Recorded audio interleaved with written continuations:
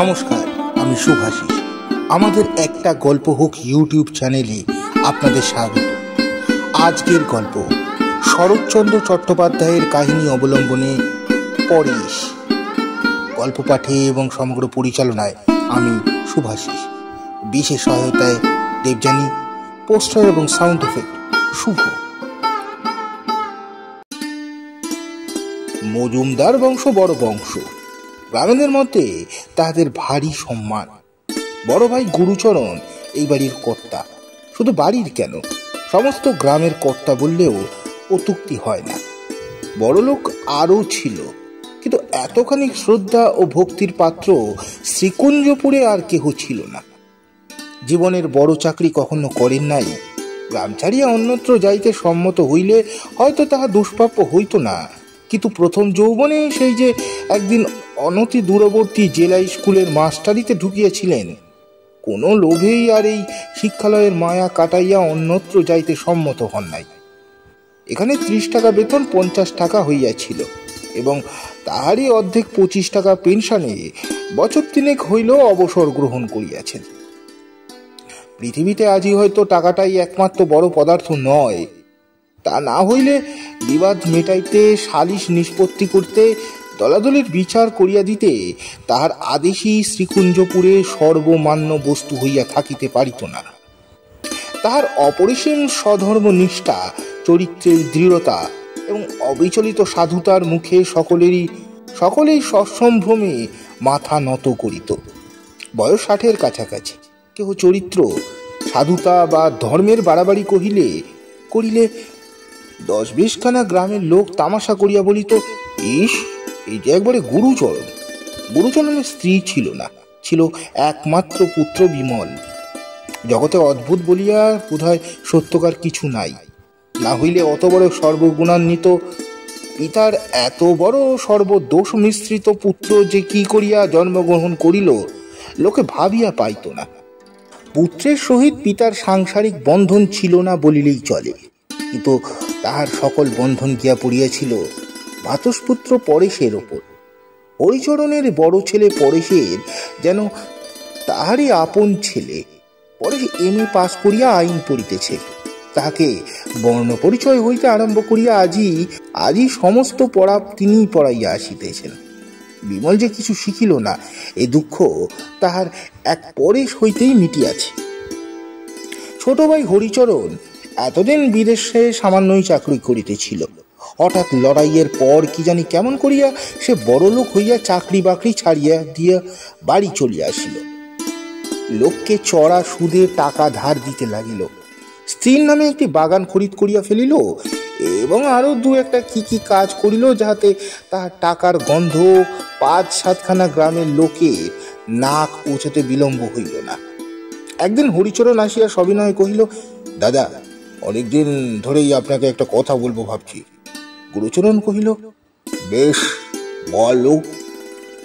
হরিচরণ ইতস্তত করিয়া কহিল, আপনি একলা আর কত পারবেন, বয়স হলো। গুরুচরণ কহিল, হলো বই কি, 60 চলছে। হরিচরণ কহিল, তাই বলছিলাম, আমি তো এই বাড়িতেই রইলাম, বিষয় আশয়গুলো সব এলোমেলো হয়ে রয়েছে, একটু চিহ্নিত করে নিই যদি আমি। গুরুচরণ ক্ষণকাল ছোট ভাইয়ের মুখের প্রতি চাহিয়া কহিল, বিষয় আশয় আমাদের সামান্যই, আর তা এলোমেলো হয়েও নেই, কিন্তু তুমি কি পৃথক হবার প্রস্তাব করছো? হরিচরণ লজ্জায় জিভ কাটিয়া কহিল, না না, আগে না, যেমন আছে তেমনই চলছে, তেমনই সব থাকবে। শুধু যা যা আমাদের আছে একটু অনিচ্ছিন্ন করে নেওয়া, আর রান্নাবান্নাটা জঞ্জাটের ব্যাপার, সমস্ত একই থাকবে, তবে ডালটা ভাতটা আলাদা করে নিলে, বুঝলেন না? গুরুচরণ বলিলেন, বুঝেছি বলছি, বেশ, কাল থেকে তাই হবে। হরিচরণ জিজ্ঞাসা করল, চিহ্নটা কিভাবে দেবেন স্থির করেছেন? গুরুচরণ কহিলেন, স্থির করার তো এতদিন আবশ্যক হয়নি, তবে আজ যদি হয়ে থাকে আমরা 3 ভাই, 3 অংশ সমান ভাগ করে নিলেই হবে। হরিচরণ আশ্চর্য হইয়া বলিল, 3 রকম অংশ কিরকম? নিজ বউ বিধবা, ছেলেপিলে নেই, তার আবার অংশ কি দুভাগ হবে? গুরুচরণ মাথা নাড়িয়া বলিলেন, না, 3 ভাগ হবে।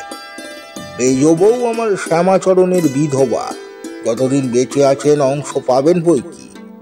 হরিচরণ রুষ্ট হইয়া কহিল, আইনে পেতে পারে না, শুধু খেতে পড়তে পেতে পারে। গুরুচরণ কহিলেন, এ তো পারে, কেননা বাড়ির বউ।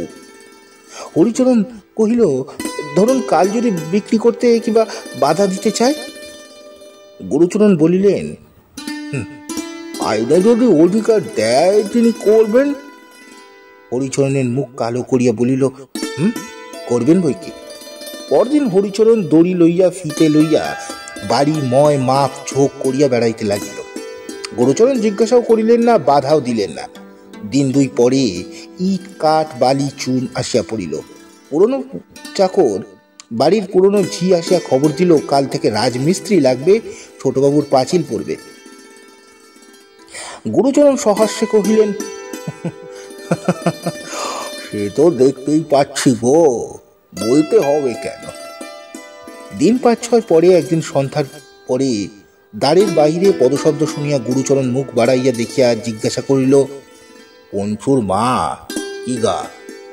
পঞ্চুর মা বহুদিনের দাসী। সে ইঙ্গিতে দেখাইয়া বলিল, মেজ বৌমা দাঁড়িয়ে আছেন বড়বাবু। বড় বউয়ের মৃত্যুর পর হইতে বিধবা ভাতৃবধূই এই সংসারের গৃহিণী। তিনি অন্তরাল হইতে ভাসুরের সহিত কথা কহিতেন। মৃদু কণ্ঠে কহিলেন, শ্বশুরের ভিটেতে কি আমার কোনো দাবি নেই যে ছোট বউরা আমাকে অহরহ গালমন্দ করছে? গুরুচরণ কহিলেন, আছে বই কি বৌমা, যেমন তাদের আছে ঠিক তোমারও আছে তেমনি। পঞ্চুর মা কহিল, কিন্তু এমন ধারা করলে বাড়িতে তো আর টিকতে পারা যায় না। গুরুচরণ সমস্তই শুনেছিল। ক্ষণকাল চুপ করিয়া থাকিয়া বলিল, পরেশকে আসতে চিঠি লিখে দিয়েছি পঞ্চুর মা, একবার সে এসে পড়লেই সমস্ত ঠিক হয়ে যাবে। এই কটা দিন তোমরা একটু সহ্য করে থাকো। হ্যাঁ। মেজ বউ ইতস্তত করিয়া কহিল, কিন্তু পরেশ কি? গুরুচরণ বাধা দিয়া কহিলেন, না, কিন্তু নয় মেজ বৌমা, আমার পরেশের সম্বন্ধে কিন্তু চলে না। ওরই তার বাপ বটে, কিন্তু সে আমার ছেলে, আমাদেরই ছেলে। সমস্ত পৃথিবী যদি এদিকে যায়, সবু সে আমারই।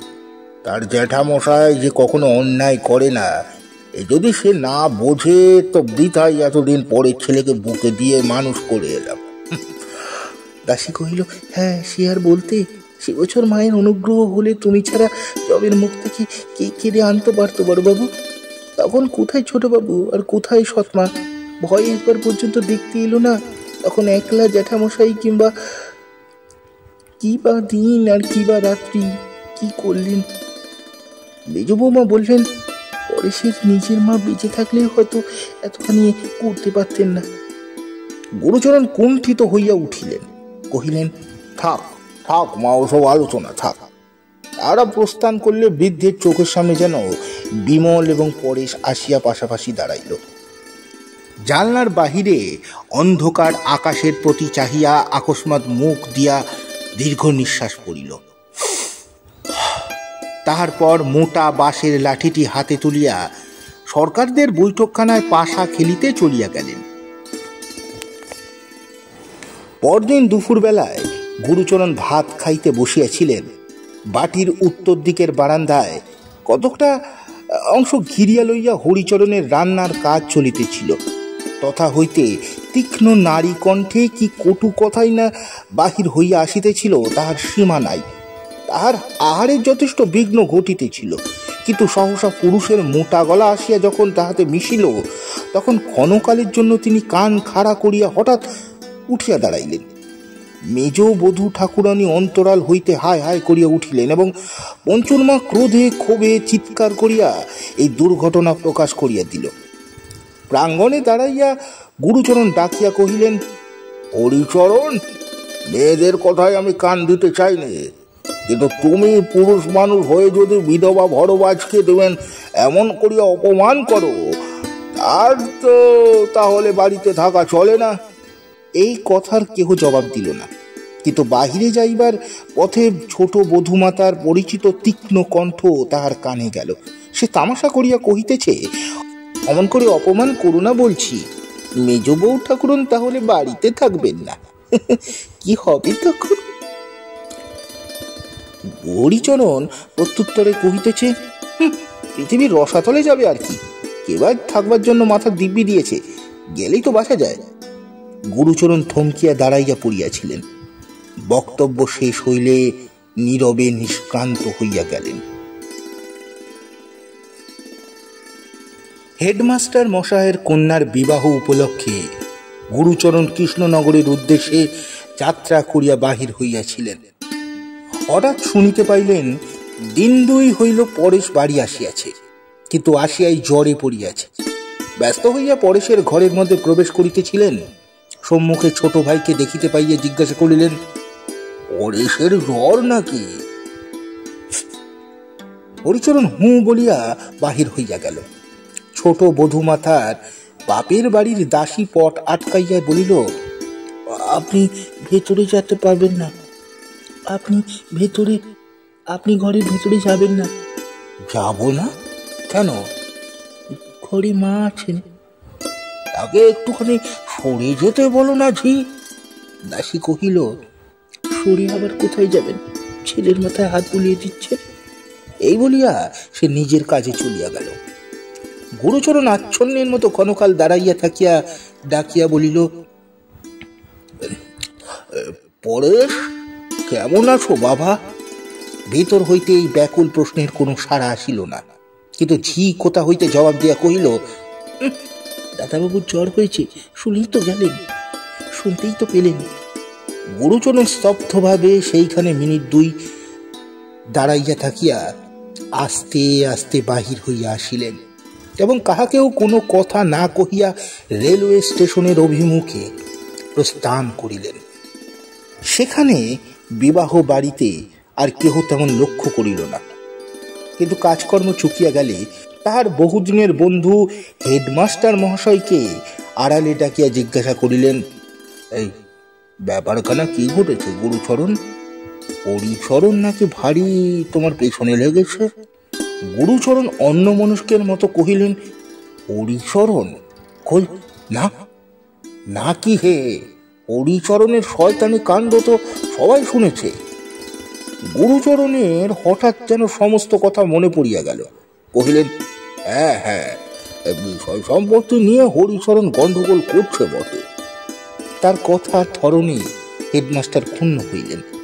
ছেলেবেলার অকপট বন্ধু, তথাপি গুরুচরণ ভেতরের কথা ঔদাস্যের আবরণে গোপন করিতে চাহে, ইহাই মনে করিয়া তিনি আর কোনো প্রশ্ন করিলেন না। গুরুচরণ কৃষ্ণনগর হইতে বাড়ি ফিরিয়া দেখিলেন তাহার এই কয়েকদিনের অনুপস্থিতির অবসরে উঠোনে নানা স্থানে গর্ত খুঁড়িয়া হরিচরণ নানা কাণ্ড করিয়া ফেলিয়াছে, যে পা ফেলা যায় না। বুঝলেন যে তাহার মর্জি এবং সুবিধা মতো ভদ্রাসন ভাগ হইয়া পাচির পড়িবে, তাহার টাকা আছে, অতএব আর কাহারও মতামতের প্রয়োজন নাই। নিজের ঘরে গিয়া কাপড় ছাড়িতেছিলেন, মেজ বৌমাকে সঙ্গে করিয়া পঞ্চুর মা আসিয়া দাঁড়াইল। গুরুচরণ সংবাদ জিজ্ঞাসা করিতে যাইতেছিলেন, আকস্মাৎ অস্ফুটে আর্তনাতে কাঁদিয়া মেজ বৌমা কক্ষতলে লুটাইয়া পড়িল। পঞ্চুর মা নিজেও কাঁদিতে লাগিল এবং সে কাঁদিতে কাঁদিতেই জানাইল যে পরশু সকালে মেজ বৌমাকে গলায় ধাক্কা মারিয়া হরিচরণ বাড়ি হইতে বাহির করিয়া দিয়াছিল এবং সে উপস্থিত না থাকিলে মারিয়া আধমরা করিয়া দিত। ঘটনাটা সম্পূর্ণ উপলব্ধি করিতে গুরুচরণের অনেকক্ষণ লাগিল। তাহার পর একটি মাটির মূর্তির মতো নিষ্পাক নিষ্পন্দ থাকিয়া হঠাৎ প্রশ্ন করিলেন, হ্যাঁ, হরিচরণ সত্যি সত্যি তোমার গায়ে হাত দিলে বৌমা? পারলে? হ্যাঁ। খানিকক্ষণ পরে জিজ্ঞাসা করিলেন, হ্যাঁ, পরেশ বোধহয় শয্যাগত? হ্যাঁ। পঞ্চুর মা কহিল, তার কিছুই হয়নি বড়বাবু, এই আজ সকালের গাড়িতে কলকাতা চলে গেল। হ্যাঁ, হয়নি? তার বাপের কীর্তি সেসব জেনে গেছে? পঞ্চুর মা কহিল, সমস্তই। গুরুচরণের পায়ের তলার মাটি যেন দুলিতে লাগিল। কহিলেন, বৌমা, এত বড় অপরাধের শাস্তি যদি তার না হয় তো এই বাড়ি থেকে বাস আমারও উঠল। এখনো সময় আছে, আমি গাড়ি ডেকে আনছি, তোমাকে আদালতে গিয়ে নালিশ করতে হবে। আদালতে নালিশ করার নামে মেজ বউ চমকিয়া উঠিল। গুরুচরণ বলিলেন, গৃহস্থের বৌঝির পক্ষে কাজ সম্মানের নয় সে আমি জানি, কিন্তু এত বড় অপমান যদি মুখ বুঝে সহ্য করো মা, ভগবান তোমার প্রতি নারাজ হবে, এসে বেশি কথা আর আমি জানি নে। মেজ বউ ভূমিশয্যা হইতে উঠিয়া দাঁড়াইয়া কহিল, আপনি আমার পিতৃতুল্য, আমাকে যা আদেশ করবেন আমি অসংকোচে পালন করব। হরিচরণের বিরুদ্ধে নালিশ রুজু হইল। গুরুচরণ তার সাবেক দিনের সোনার চেন বিক্রি করিয়া বড় উকুলের মোটা ফি দাখিল করিলেন। নির্দিষ্ট দিনে মামলার ডাক পড়িল। হরিচরণ হাজির হইলেন, কিন্তু বাদিনীর দেখা নেই। উকিল একটা কি বলিল, হাকিম মোকদ্দমায় খারিজ করিয়া দিলেন। ভিড়ের মধ্যে গুরুচরণের হঠাৎ চোখ পড়িল পরেশের ওপর। সে তখন মুখ ফিরাইয়া মৃদু মৃদু হাসিতেছে। গুরুচরণ বাটি আসিয়া শুনিলেন, বাপের বাড়িতে কাহার কি নাকি এক ভারী অসুখের সংবাদ পাইয়া মেজ বউ স্নানাহারের সময় পায় নাই, গাড়ি ডাকিয়া সেখানে চলিয়া গেছেন।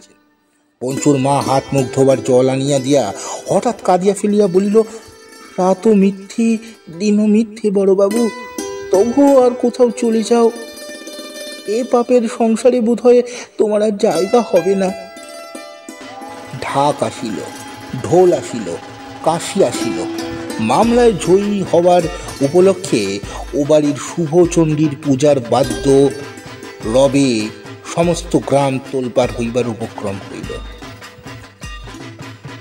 দ্বিধা বিভক্ত ভদ্রাসনের এক অংশে রহিল হরিচরণ, অপর অংশে রহিলেন গুরুচরণ ও সংসারের বহুদিনের দাসী পঞ্চুর মা।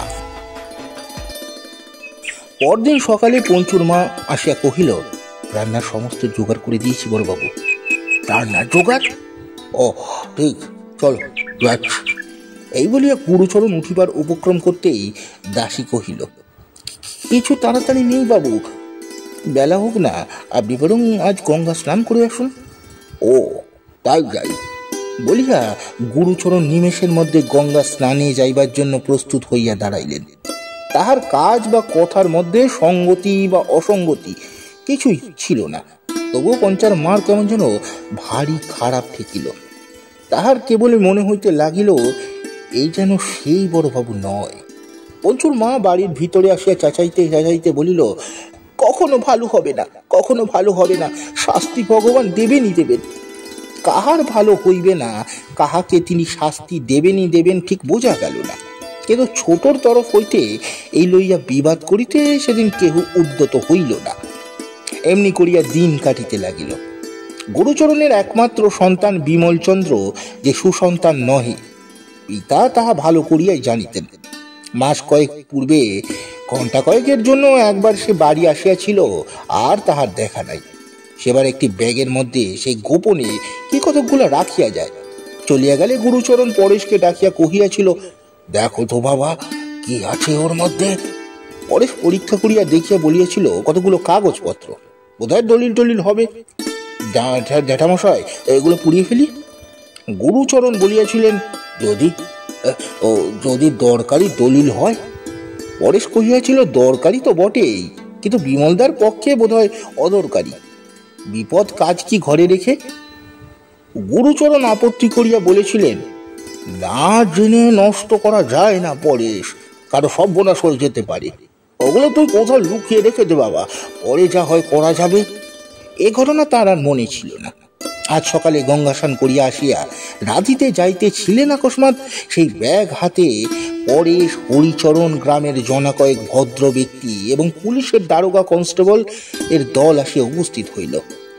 ঘটনাটা সংক্ষেপে এই যে, বিমল ডাকাতের আসামি, সম্প্রতি ফেরার। খবরের কাগজে খবর পাইয়া পরেশ পুলিশের গোচর করিয়াছে। ব্যাগটা এতদিন তাহার কাছেই ছিল। বিমল মন্দ ছেলে, সে মদ খায়, আনুষঙ্গিক দোষও আছে। কলকাতায় থাকিয়া কি এক সামান্য চাকরি করিয়া সেই সব কাজ করে। কিন্তু সে ডাকাতি করিতে পারে এ সংশয় পিতার মনের মধ্যে কখনো স্বপ্নেও উদয় হয় নাই। কিছুক্ষণ নির্নিমেষ দৃষ্টিতে পরেশের মুখের দিকে প্রতি চাহিয়া গুরুচরণ রহিলেন। কিছুক্ষণ নির্নিমেষ দৃষ্টিতে পরেশের মুখের প্রতি গুরুচরণ চাহিয়া রহিলেন। তাহার পরে সেই নিষ্প্রভ অপলক দুই চক্ষের কোণ দিয়া ঝরঝর করিয়া জল গড়াইতে লাগিল। বলিলেন, সমস্ত সত্যি, পরেশ একটা কথাও মিছে বলেনি। দারোগা আরো গোটা 2-3 কথা জিজ্ঞাসা করিয়া তাকে ছুটি দিল। যাবার সময় লোকটি হঠাৎ হেট করিয়া গুরুচরণের পায়ের ধুলা লইয়া বলিল, আপনি বয়সে বড় ব্রাহ্মণ, আমার অপরাধ নেবেন না। এত বড় দুঃখের কাজ আমি আর কখনো করিনি। আরো কয়েক মাস পরে খবর আসিল বিমলের 7 বছর জেল হইয়াছে। আবার ঢাক ঢোল কাশি সহযোগে শুভচণ্ডীর সমারোহে পূজার আয়োজন হইতেছিল। পরেশ বাধা দিয়া কহিল, বাবা এসব থাক। কেন? পরেশ কহিল, আমি এ সইতে পারবো না। তাহার বাবা বলিল, বেশ তো, সইতে না পারো আজকাল, আজকের দিনটা কলকাতা বেরিয়ে এসো গে, জগন্মাতার পুজো, ধর্মকম্মে বাধা দিও না। বলাই বাহুল্য, ধর্মকম্মে বাধা পড়িল না। দিন 10 পরে একদিন সকালে গুরুচরণের ঘরের দিকে আকস্মাৎ একটা হাঁকা ডাকি চেঁচামেচি শব্দ হইল। খানিক পরে গয়লা মেয়ে কাঁদিতে কাঁদিতে উপস্থিত হইল। তাহার নাক দিয়া রক্ত পড়িতেছে। হরিচরণ ব্যস্ত হইয়া জিজ্ঞাসা করিল, এই রক্ত কিসের মোক্ষদা, ব্যাপার কি? কান্নার শব্দে বাটি সকলে আসিয়া পৌঁছিলেন। মোক্ষদা বলিল, দুধে জল দিয়েছি বলে বড় বামু লাথি মেরে আমায় গর্তে ফেলে দিয়েছেন। হরিচরণ কহিল, কে কে কে দাদা? যা। পরেশ বলিল, জ্যাঠামশাই, মিথ্যে কথা। ছোট গিন্নি বলিল, বউ বউ বউ ঠাকুর, বড় ঠাকুর দিয়েছেন মেয়ে মানুষের গায়ে হাত। তুই কি স্বপ্ন দেখছিস গয়না মেয়ে? সে গায়ের কাদা মাটি দেখাইয়া ঠাকুর দেবতার দিব্যি করিয়া বলিল, হ্যাঁ, ঘটনাটা সত্য। ইনজংশনের কৃপায় প্রাচীর তোলা বন্ধ হইয়াছিল বটে, কিন্তু উঠোনের গর্তগুলো তেমনই ছিল, বোঝানো হয় নাই। গুরুচরণ লাথি মারায় ইহার মধ্যে মোক্ষদা পড়িয়া গিয়া আহত হইয়াছিল। হরিচরণ কহিল, চল আমার সঙ্গে, নালিশ করে দিবি। গৃহিণী কহিলেন, এ কি যে অসম্ভব কথা বলো তুমি, বড় ঠাকুর মেয়ে মানুষের গায়ে হাত দেবেন কি? মিছে কথাও। পরেশ স্তব্ধ হইয়া দাঁড়াইয়া রহিল, একটি কথাও বলিল না। হরিচরণ কহিল, হ্যাঁ, মিছে হয় ফেসে যাবে, কিন্তু দাদার মুখ থেকে তো আর মিথ্যে কথা বার হবে না, মেরে থাকেন শাস্তি হবে। যুক্তি শুনিয়া গৃহিণীর সুবুদ্ধি হইল। কহিলেন, হ্যাঁ সে ঠিক, সে বিষয়ে নিয়ে গিয়ে নালিশ করিয়ে দাও, ঠিক সাজা হয়ে যাবে। হইলেও তাই। দাদার মুখ দিয়ে মিথ্যে বাহির হইল না। আদালতের বিচারে তাহার 10 টাকার জরিমানা হইয়া গেল। এবার শুভচণ্ডীর পূজা হইল না বটে, কিন্তু পরদিন দেখা গেল কতকগুলো ছেলে দলা পাকাইয়া গুরুচরণের পিছনে হই হই করিয়া চলিয়াছে। গয়লানি মারার গানও একটা ইতিমধ্যে তৈরি করা হইয়া গিয়াছে। রাত্রি বোধ হয় 8টা হইবে। গুরুচরণের বৈঠকখানা গম গম করিতেছে। গ্রামের মুরব্বীরা আজকাল এইখানে আসিতে আরম্ভ করিয়াছেন। আকস্মাৎ একজন আসিয়া বড় একটা মজার খবর দিল। কামারদের বাড়ির ছেলেরা বিশ্বকর্মা পূজা উপলক্ষে কলকাতা হইতে 2 জন খ্যামটা আনাইয়াছে। তাহারই নাচের মজলিসে বসিয়াছে গুরুচরণ। হরিচরণ হাসিয়া লুটাইয়া পড়িয়া কহিল, পাগল পাগল, শোনো কথা একবার, দাদা গেছে খ্যামটার নাচ দেখতে। কোন গুলির আড্ডা থেকে আসা হচ্ছে অবিনাশ? অবিনাশ মাইরি দিব্যি করিয়া বলিল, হ্যাঁ, সে সচক্ষে দেখিয়া আসিয়াছে। একজন ছুটিয়া চলিয়া গেল সংবাদ সঠিক কিনা আনিতে। মিনিট 10 পরে ফিরিয়া আসিয়া জানাইল, সে খবর সর্বাংশে সত্য। আর শুধু নাচ দেখাই নয়, রুমালে বাঁধিয়া পেলা দিতেও সে এইমাত্র নিজের চোখে দেখিয়া আসিল। একটা হইচই উঠিল। কেহ বলিল, এমন যে একদিন ঘটিবে তাহা জানাই ছিল। কেহ কহিল, যেদিন বিনা দোষে স্ত্রীলোকের গায়ে হাত দিয়াছে সেদিনই সব বোঝা গেছে। একজন ছেলের ডাকাতির উল্লেখ করিয়া কহিল, ওই থেকে বাপের চরিত্র আন্দাজ করা যায়। এমন কত কি। আজ কথা কহিল না শুধু হরিচরণ। সে অন্য মনস্কের মতো চুপ করিয়া বসিয়া রহিল। তাহার কেমন যেন আজ ছোটবেলাকার কথা মনে পড়িতে লাগিল। এ কি তাহার বড় দাদা? এ কি গুরুচরণ মজুমদার? রাত্রি বোধ হয় তৃতীয় প্রহর, কিন্তু নাচ শেষ হইতে তখনও বিলম্ব আছে। বিশ্বকর্মার পূজা সকালেই শেষ হইয়াছে, কিন্তু তাহার জের টানিয়া ভক্তের দল মদ খাইয়া মাংস খাইয়া খ্যামটা নাচাইয়া একটি দক্ষ যজ্ঞের সমাপ্তি করিতেছে। অধিকাংশেরই কাণ্ডজ্ঞান বোধ হয় আর নাই, আর তাহারই মাঝখানে বসিয়া স্মিত মুখে বৃদ্ধ গুরুচরণ। কে যেন একজন চাদরে মুখ ঢাকিয়া ধীরে ধীরে তাহার পিঠের ওপর হাত রাখিতেই তিনি চমকাইয়া ফিরিয়াও কহিলেন, কে? লোকটি কহিল, আমি পরেশ, জ্যাঠামশাই বাড়ি চলুন। গুরুচরণ বিরক্তি করিলেন না, বলিলেন, বাড়ি চলো। উৎসব মঞ্চের একটা ক্ষীণ আলোকে রাস্তায় পড়িয়াছিল। সেইখানে আসিয়া পরেশ এক দৃষ্টে গুরুচরণের মুখের প্রতি চাহিয়া রহিল। সেই চোখে জ্যোতি নাই, মুখে তেজ নাই, সমস্ত মানুষটাই আজ ভূতাবিষ্টের ন্যায়। এতদিন পরে তাহার চোখ দিয়া জল পড়িতে লাগিল, এবং এতদিন পরে আজ তাহার চোখে ঠেকিল লোকের কাছে জ্যাঠামশাইয়ের জন্য লজ্জা পাইবার আর কিছুই নাই। এই অর্ধ সচেতন দেহ ছাড়িয়া তিনি অন্তর্হিত হইয়া গেছেন। কহিল, আপনার কাশী যাবার বড় ইচ্ছে জ্যাঠামশাই, যাবেন? গুরুচরণ কাঙালের মতো বলিয়া উঠিলেন, যাবো যাবো পরেশ, যাবো যাবো, কিন্তু আমাকে কে নিয়ে যাবে? পরেশ কহিল, আমি নিয়ে যাবো জ্যাঠামশাই। তবে চলো একবার বাড়ি থেকে জিনিসপত্র নিয়ে আসি কি? হ্যাঁ। পরেশ কহিল, না জ্যাঠামশাই, ও বাড়িতে আর না, ওর কিছু আমরা চাইনি। গুরুচরণের হঠাৎ যেন হুঁশ হলো। ক্ষণকাল নীরব থাকিয়া কহিলেন, কিচ্ছু চাইনে? ও বাড়ির আমরা কিচ্ছু চাইনে? পরেশ চোখ মুছিয়া বলিল, না জ্যাঠামশাই, কিচ্ছুটি চাইনে, ও নেবার অনেক লোক আছে, চলুন চলো চলো কইয়া গুরুচরণ পরেশের হাত ধরিলেন এবং জনহীন অন্ধকার পথ ধরিয়া উভয়ে রেলওয়ে স্টেশনের অভিমুখে অগ্রসর হইয়া গেলেন।